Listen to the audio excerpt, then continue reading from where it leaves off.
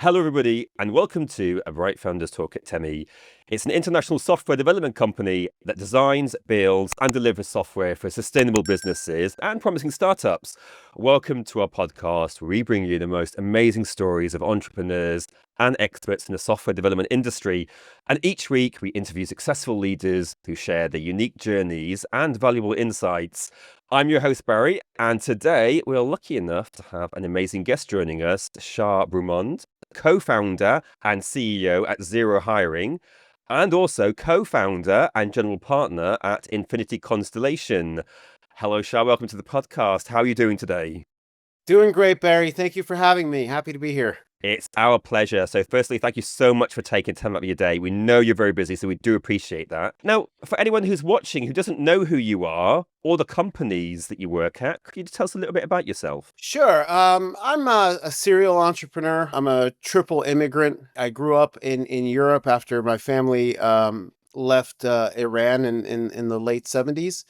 Grew up in London and Brussels, and then moved to the US, American educated. Started life in the classic way, consulting. And it was the mid 90s, and I kind of saw what was happening around the world, especially in Europe at the time where I was living.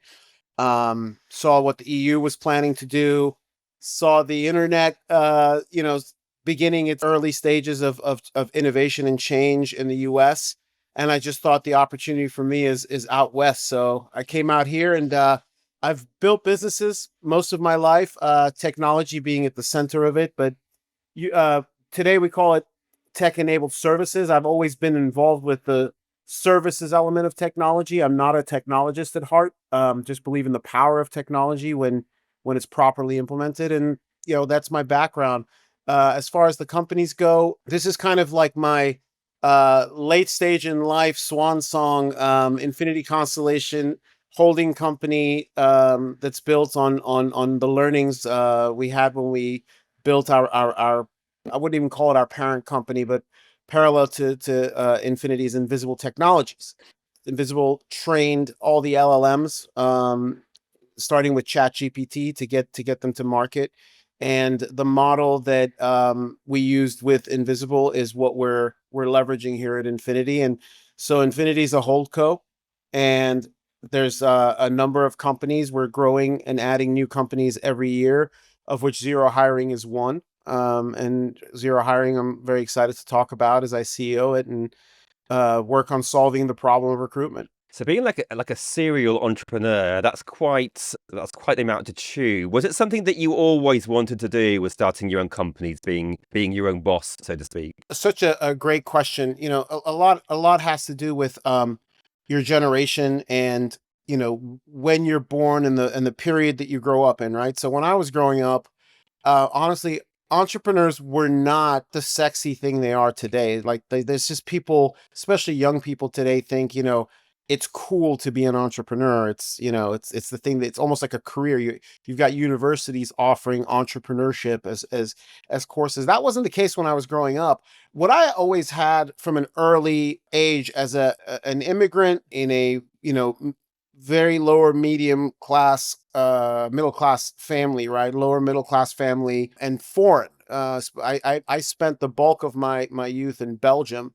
Entrepreneurship was not even something I understood. What I always had was a burning desire to build. I always thought about my future as I'm going to build something. And in those days, putting, two things together in your head, I thought maybe I'm going to, lean towards architecture and I'm going to build one of the most amazing buildings, ever in wherever I was, Belgium or wherever I was at the time. That was kind of the spark that was always there. The the moment of becoming a serial entrepreneur, really, like, the light bulb went off in my head after I'd done like three companies. And I realized, oh shit, I'm still like looking at this from a career and title and image, and you care so much about your LinkedIn page and all of that nonsense, when all of a sudden you realize, like, none of that matters to me, doesn't apply to me. I build businesses, like, that's what I do. And so that light bulb moment honestly didn't come until I was in my very late 30s. Being a triple immigrant, that's quite the accolade. I've never heard that one before. So being an immigrant in a foreign country is hard. Being a triple immigrant, does that make it three times as hard?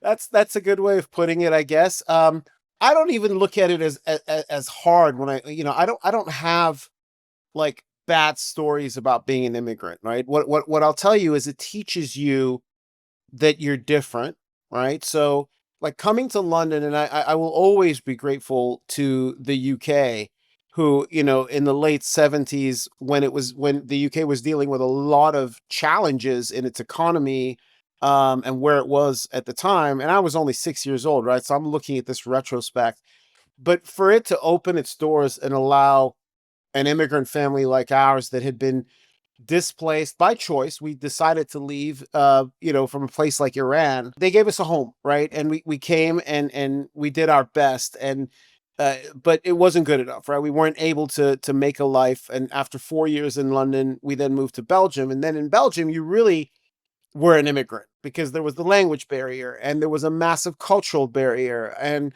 at the time, too, Belgium was dealing with its own struggles, which it continues to do today, frankly, with different languages and different types of cultures that make up that country. And so when you grow up in that environment, what you realize is, hey, I'm different, right? I'm different. I'm made to feel different, first of all. And I don't actually put that down to racism. It's just, it is true. You're different. It's not a skin color thing. It's just, you're not from here. You're different, right? Your culture's different, etc. And so you get very comfortable with the fact that you're different. And then that leads to feeling the power of individuality. And all of a sudden, when people talk in terms of community and group talk, you all of a sudden start to feel like, well, yeah, I am part of a group. I live in this village. I live amongst these people and in this community, but I am different, right? And there's a power in that, and I think that's the main lesson for me from being a triple immigrant is you get very comfortable with how different you are. So when it came time for me to head to the United States, there is no other country, even today with all the nonsense you hear on the news, there is no other country that is as open to immigrants and provides as much opportunity as the United States. And so it was a very easy transition to get to the US for me. Long answer to your question, but yeah, it's a big part of what makes me who I am. And America is the place for entrepreneurship, isn't it? There's no country like it. There is no country like it. It's not about the people, right? So I've met some of the most amazing entrepreneurs from France, from Sweden, from all over the world, Asian entrepreneurs, Australian entrepreneurs. The UK has a tremendous entrepreneurial history and folks, but the difference is really it's a very, very good question because there's a lot of answers behind it, right? Let me ask you this as a Brit, and I think a lot of your audience are European. When was the last time Europe, any European country, celebrated an individual entrepreneur for their successes? And I mean really celebrate, like really held them in high regard for being incredibly successful, being disruptive, and for becoming wealthy, but while doing that, creating jobs. Like, do you remember when the last time was? I do. I remember. Oh well, I can't remember once. I cannot remember once, and I think like the British attitude to being rich and successful is very different to the American of celebrating it. It's like Yeah. try not to rub it in other people's faces, be a bit demure, try not to celebrate your achievements too ostentatiously because that seems a very negative thing. That's my short answer to that question. Yeah, the last time I remember a European entrepreneur being celebrated was Richard Branson building Virgin, You're right. right? And I was Yes. growing up. Like I said, there's a little generational gap between myself A and very you young. small one. Yeah, I mean, he was celebrated. There was books written about him. There was another guy at the time that was quite celebrated, but I don't know how celebrated he was in the UK, was Sir Jimmy Goldsmith. Sir Jimmy Goldsmith, if you don't know him, just a fantastic story about this guy. And I think what he's known for best is two things. One, that he was this, rich British playboy. But his like main accomplishment was, months leading up to the 1987 or 89 crash. I don't remember which crash it was. I think it was the 87 crash. He was telling all of his fellow, billionaire, millionaire friends, sell everything at the height of the market. Everything was just going up and up and up. And he said, there's a crash coming. And he liquidated everything and they all laughed at him. And then we had the I think it was Black October, they called it, when the crash happened. And the next week he's on the cover of like Forbes magazine smiling because he had liquidated and all his friends lost their fortunes. His story is phenomenal beyond that. But you don't hear of celebrations. In fact, you have an opposite, and I do understand where this comes from culturally because I grew up in Europe, but it's a mistake. I'm telling all your listeners, like, you need to celebrate and reward people that take risk and create innovation, create opportunity, and bring that opportunity to your communities. The Notre Dame in France burns down and everyone's devastated. 24 hours later, the French billionaires, a group of major entrepreneurs, right? From Bernard Arnault to the L'Oreal family. These are people that built businesses over decades. They offered to pay for the renovations, and the reaction in the press and in the media and people saying that's disgusting, you and your billion, and I'm thinking to myself, really? Like, this is a national symbol and they're offering to pay for it so that the government doesn't have to carry that, right? And they were just ostracized in the French media. How do you want an entrepreneur to want to do one of the toughest jobs in the world, which is entrepreneurship, right? To start companies. How do you want to do that in that climate? The US is absolutely the opposite, not just because there's money flowing and not just because we celebrate our entrepreneurs, but because we truly understand that the world's problems and certainly our own interest here in the US at a global level, it relies on three things, right? It relies on three key things: entrepreneurship, innovation, and what I call sustainable capitalism. And by sustainable, I don't mean the climate and save the planet. Sorry to disappoint that crowd.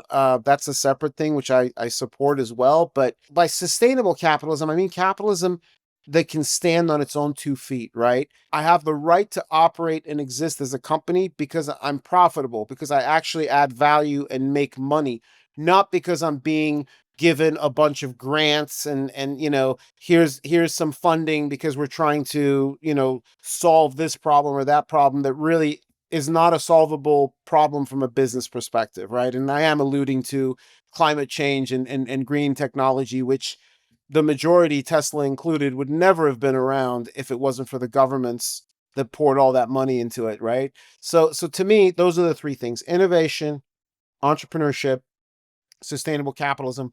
That's what makes the U.S. such ripe territory. And I don't think that anywhere else in the world you have the combination of all three, and certainly not from a regulatory perspective, you don't. So I think we're getting to understand your mindset a little bit better now. So let's talk about your company, Zero Hiring. So obviously, not your first company. Why Zero Hiring? What was it? What was the problem that you were trying to solve when creating that company? Yeah, great question. It was as simple as that. We looked back. I say we because I have partners who have backed us, and we had some early stage folks that helped us kind of build and set up Zero. But today, I look back, that it was very simple. The hardest thing that an entrepreneur will do when building their business, I don't care what business it is, one of the top three hardest things, and it was number one on my list all the years that I did it, is hiring. Hiring is an incredibly broken space. There is no magic hiring bullet. For years, you've had really just two options. You can build recruitment capability inside your company, whether you're small, medium, or large, right? You can have an HR recruitment function that focuses on meeting the needs of hiring and filling roles. Or you can go out to external parties, agencies, and temp labor and RPOs and all kinds of like third party solutions. We looked at this and we knew that with the AI enabled services revolution that's happening, right? With what we had built previously at Invisible Technologies, looking at models like Palantir and other very successful tech enabled, AI enabled service companies, which are brand new. Like this is a very new space, right? We knew there was an opportunity to tackle the hiring problem. And so that's my attraction to that was that's the biggest problem I can solve for people that aspire to build businesses and to innovate. So that was my logic. I'm not a recruiter. I'm not from HR. I'm not passionate about it the way some people in the space are. I think that's all fantastic. But what we don't need is another like agency that's going to push technology onto its clients. And what we don't need is another tool that's going to go on the desktop of an internal recruiter claiming to be more efficient or better because of some tool. That's last century. Like moving forward the next 50 years, you should be able to start a company, you yourself, Barry, should be able to start a company as an individual and have no employees, and every function, every part of your business will be run by AI agents and yourself.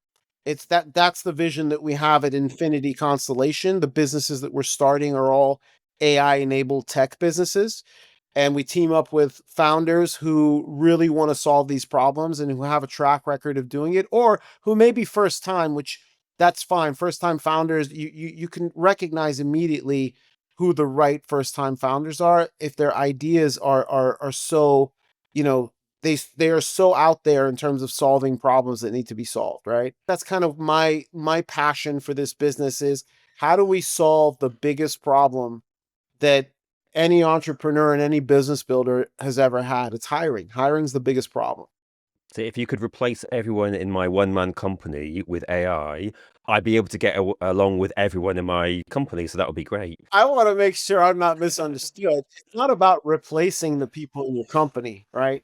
I think that if you're going to when I say AI agent, so again, I personally don't believe that you can make AI work if you don't have humans in the loop, right? It is absolutely imperative that it's the combination of humans and AI that's going to deliver a better outcome. If you look at our solution at Zero Hiring, we are not an AI technology that you just subscribe to or purchase and then kind of put everything on autopilot. It's quite the opposite. We have some of the best recruitment experts in the world that are working on a new way of going out there and finding people and filling the roles. And the focus and the model is completely different, right? We don't, we don't charge. I'm going to say for centuries, like human beings have done one thing over and over again. It's to basically provide a service model where they charge for their time, right? Like everybody charges for their time, hourly rate, daily rate. Here's a monthly fee, here's a price. In that price, labor, massive like component, right? We've built a whole different model. We have a third option here that's not hiring people internally in order to hire, like recruiters, and going outside to agencies that charge you, frankly, ridiculous fees, and don't deliver the value that you're paying for. I'm going to say 70% of the time, right? Ours is an outcomes based model. The whole model is based on filling the roles, and when the roles are filled, then we are paid for filling those roles, not how many hours did you put, how many people, what do you charge for your recruiter. I get these questions all the time when we're introducing Zero to talent managers, and we're not there to replace. Like, I want to go back to what you said. It's not about replacing every employee in your business. It's the question is, if your business is, I'm just going to make this up now, you're aspiring to be the world's number one business podcaster. You want to be the Joe Rogan of business podcasters, right? What business do you have recruiting? What business do you have accounting? What business do you have, with legal and setting up entities and administering those entities? I mean, it's not your business. Like, that's not what you're focused on. It's not where your creativity lies. If anything, these are the things that are used to block entrepreneurs from truly focusing on where they add value. I'm one of them. Like, there's things I hate that are administrative. Hate them. Got to do them. Got to understand them. Need to speak the language, but it gets in the way of what I'm really good at, right? And that's what I mean by, you know, you're going to have the one man business. Behind those solutions, behind who you outsource those parts of your business, is going to be a mix of AI and people. So I don't believe jobs are going to go away. I don't believe that we're going to eliminate work and people are going to have to stay at home and become like intellectual vegetables. I don't think that's the that's the future of humanity. I do think that there's a mindset change that needs to happen. Like, my recruiters on my team at Zero Hiring, we've had to sit them down and get them to stop thinking about the years of experience and how they go about recruiting people, and turn that into an AI enabled process where they're responsible not for picking up the phone and scheduling screening calls or screening the actual candidates or going out and convincing an amazing candidate that they really need to look at this opportunity, but how do they actually provide the oversight for what we've built to do all of that? And that oversight is key. It's key at a human level, but it's also key from an outcomes basis, right? And so if that kind of paints the right picture, I just want to make sure I'm not misunderstood. The guy that got on your podcast that wants to eliminate all jobs. I think that's something that can be levied at most people with AI. I think that is just a genuine fear. It's really interesting because some CEOs, some co-founders, they come at it from different ways. Some of them are predicting that there will be a lot of automation that will be gained through this process, but also that there's an inevitability of you cannot just cut every human and replace it with an AI, at least not with the limitations of the current AI. Maybe that's something in the future that could change. I don't know. We don't know how far ahead we're looking, but for the moment, that isn't something that is required. Is that a fair reflection of what you're trying to say? Yeah, that is absolutely a fair reflection. You mentioned automation because that's a word that gets thrown around a lot. I come from the school of thought that before you automate something, right, a process in your company, just think about your listeners. Think about what job you do in the context of your own business, right? There's lots of opportunities for automation because people are doing repeatable work, repeatable process on a daily basis, on a weekly basis, on a monthly basis, right? And the first thing that, C-suite executives push, they've been doing this, by the way, for decades. This isn't new with AI, right? Is how do we automate? And that's the wrong question. Like, that is absolutely the wrong question. If you're trying to get to efficiency and you're trying to do what you do faster and better and cheaper, which is what we are doing with recruitment. That's our tagline, is faster, better, cheaper, right? You have to first look to what you can eliminate from your process before you automate. That's like imperative. And so many people skip that step. So many companies skip that step. What we've created in our approach, this was created by Invisible Technologies, the company that our founder started over 10 years ago. The whole principle is that you build an AI platform that you can layer any process onto, any process from any company, any size, any industry. You take that process, so let's talk about recruitment, right? You layer recruitment on your AI platform, and then you provide the human oversight to guide what you're trying to do. So if you're trying to have end-to-end recruitment where you're solving the problem of filling a role, right? You need to go out and source candidates. You need to process those candidates based on your company and your client and the job description's criteria. Those are three different things, by the way, right? You need to take all of that and you need to then process those candidates, right? What the AI does is it actually looks at your process and what your end goal is, and it takes that process, it breaks it up into a million parts, right? And then it puts it back together. So let's say, your recruitment process is 18 steps, 14 steps. It will put it back together and say, here's 4 steps that you need to do. If you do these 4 steps, you will get from where you are now to where you want to get to, right? And that requires human oversight. That you need the human guiding that. You need the human verifying it. You need the human ensuring that the candidate that's going through the process understands what's going on at all times, right? And you can actually improve on communication with candidates, because that's like one of the biggest problems with recruitment, right? Is the lack of communication. And then on the other side, what your recruiter, what your hiring manager is looking for, right? It's easy to match resumes with job descriptions. And yes, you can use AI, and even ChatGPT would probably do a good job of that, right? But the nuance is not in the resume. It's in the intangibles. It's in the emotional intelligence, right? The cultural and the character and the personality, and whether they're going to fit. And then can you predict based on those things whether Barry can come into my company and be successful, and what kind of successful curve am I looking at, especially when you have and in today you have a lot of high churn roles. You don't have people joining companies for life anymore, right? People are joining companies, or they're taking on jobs that come with performance metrics, and if you don't meet those performance metrics, then you are either asked to leave, or you leave out of frustration and out of not making what you want to make from that job. So we look at the predictive score of our candidates very similar. And I'm sorry to kind of go to the morbid here, but we look at our predictability of candidates joining a company the same way that doctors look at a person diagnosed with cancer.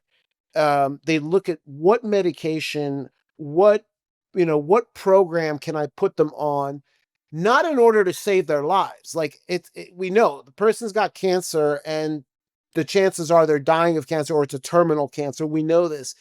What can we do though to prolong the life curve, right? Because going from diagnosis to death, we've all I've had several people in my family and friend circle die from cancer over the years, and it can be really quick, or it can be a very prolonged curve, right? And you want that prolonged curve if you love life, and you love the people that you're with, right? It's the same when you're recruiting. Your predictability score. Think about high churn roles like commission only sales. People still do that. People still work for commission only. You know, it's amazing, at least in the United States, the amount of opportunity there is in commission only sales roles. It's mind-boggling. You can make way above the average compensation that in your country by working for companies that do commission only, right? And so it's a question of, well, how do you then find someone that can do that and that's willing to go through that, and what does that life curve looks like? So you take all of that. The automation part is not where the magic is, right? It's the combination of the AI eliminating and then putting back together a process that then is totally managed by expert humans to deliver a better outcome. Does that make sense? That was an incredible answer. Perfect. You've really hit the nail on the head there. It's so interesting to hear that from you.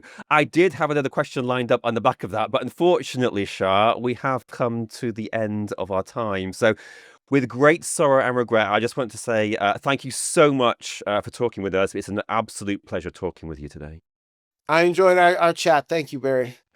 That was Shar Broumand, co-founder and CEO at Zero Hiring, and co-founder and general partner at Infinity Constellation.